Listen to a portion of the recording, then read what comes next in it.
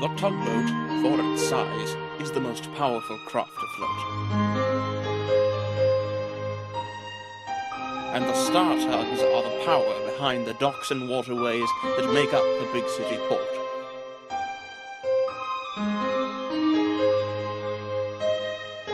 This is TUGS.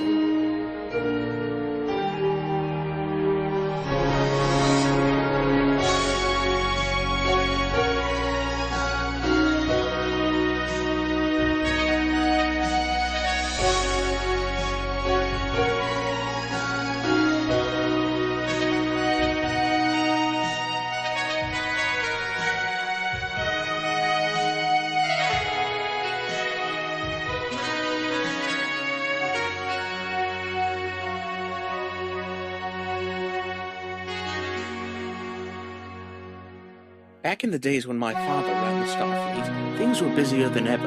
Important jobs often required a great deal of strength, and he only had a few tugs to help him manage. 2 harbor tugs, Warrior and Big Mac, a railway tug, Top Hat, a paddle wheeler, OJ, 2 switchers named 10 Cents and Sunshine, and Hercules, an ocean-going tug. He also had a submarine that occasionally worked for him named Grampus. But even a fleet like that would rival the shape and size of the Z stacks. So, on one particular day, he decided it was time to get some fresh blood. Good morning, Starfleet. I've got some good news. I say, are the Z-Stacks going bankrupt? Stow it, all of you. I've hired 2 new tugs. When do we hear the good news? I said stow it, Top Hat. The first's name is Emily, and she's a switcher from New York. 10 Cents, Sunshine, and Warrior, she will be working with you upriver with the logging station. Make sure nothing goes wrong, or we could lose the contract. Right on, Captain Star. Hey, Sunshine, this will be your chance to be the instructor. Ew, I always wanted to be that. The second is a tug named Matthew, and he's from the United States Navy. A Navy tug, you say? A Navy tug like Bluto's? I hope I don't have to instruct him. Top Hat, you will be showing Matthew around the heart. Me? Working with a naval tug? It's your job, Top Hat, and it's your duty to do it. Hercules and Big Mac, you will be working on the munitions contract. Remember, if you run into Blue Nose, either ignore him or remind him of what happened the last time he tried to give orders. 10 Cents, Sunshine, and Warrior didn't quite know what to expect from a new tug. They half expected a shiny tug with stripes, but instead they discovered a reddish-brown tug sitting in the estuary. I'll say that. Hello, I'm Emily. I should certainly say I am. Unless there's another tug around here that is reddish-brown. Oh, hey, 10 cents. I'm beginning to like her already. My full name's Emily McAllister.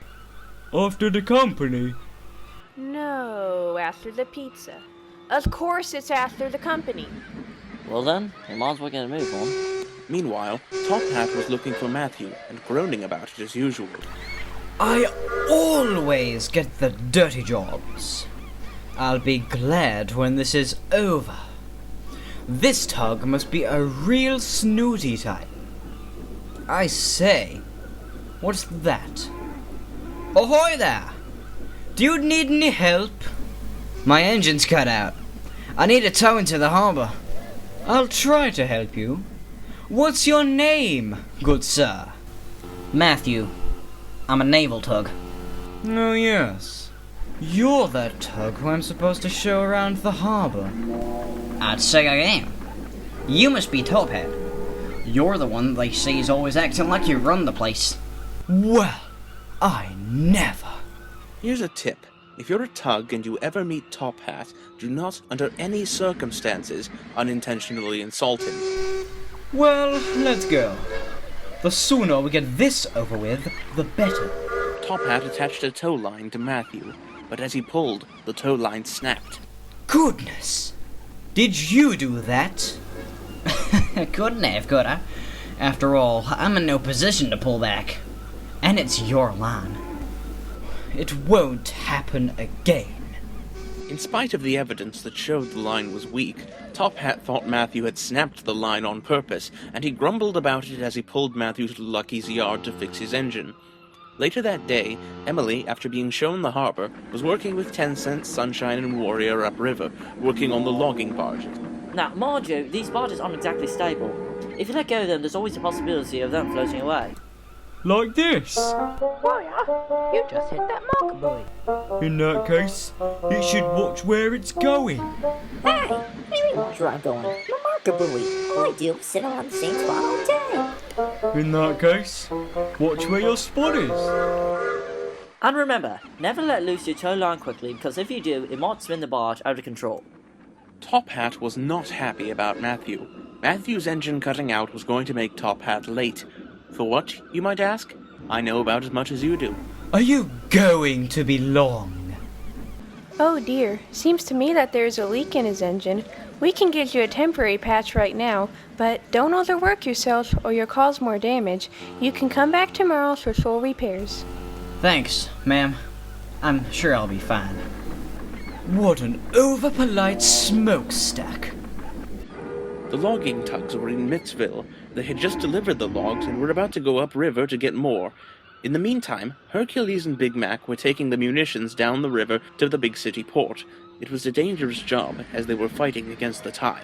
Careful now, my dear. This could get ugly. At least we haven't run into Blue Nose today. Approaching them were the logging tugs with their barge. Behind them were Matthew and Top Hat. Okay, Big Mac, let's ease forward. Oi, let you pass. The logging tugs stopped to let Hercules and Big Mac move by. Top Hat, who hadn't been paying attention, headed forward. Hey, Top Hat, look out, warrior! It was too late. Without warning, Top Hat drove right into the munitions barge. It flew off course and began flying dangerously close to one of the docks. Help! We're gonna blow sky high if we can't stop this thing! Emily, forgetting her instructions to stay connected to the barge and to ease off slowly, let loose her tow line and ran to help Hercules and Big Mac. The lack of one tug dragged part of the barge down the river, and it was starting to drag 10 Cents and Sunshine with it. The combined forces began to spin the barge. Oh no, we're losing it. I got it! Everything happened at once. Emily slammed into the munitions barge and pushed it away from the dock. Top Hat quickly helped her. Matthew slammed into the log barge and pushed it away from drifting off course. They were safe at last. There was a spurt. Whoops. Looks like my engine's cut out. Oh dear, this is all my fault. My father was not very happy. Emily, what you did was reckless. You should have stuck to your duty at towing the barge. Sorry, sir. And Matthew, you should have followed the Red Cross's instructions to not overuse your engine until they could fix it. Aye, aye, sir. However, I need to commend you, Tugs. What? Emily, despite causing some of the confusion, you managed to set that munitions barge right and prevent it from blowing up the river. That was very brave. Most definitely. Matthew, you steadied the barge when it went out of control.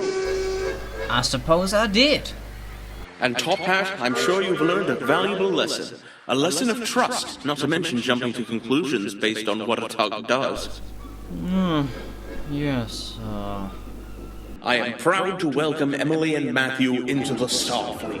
Hooray! My father was right. While they had disobeyed orders, the day would not have been saved without Emily and Matthew, and Top Hat earned a newfound respect for the naval tug. While it is important to stick to your job, it is always important to help others. Without Emily and Matthew's quick thinking, I wouldn't be able to lead the tugs today.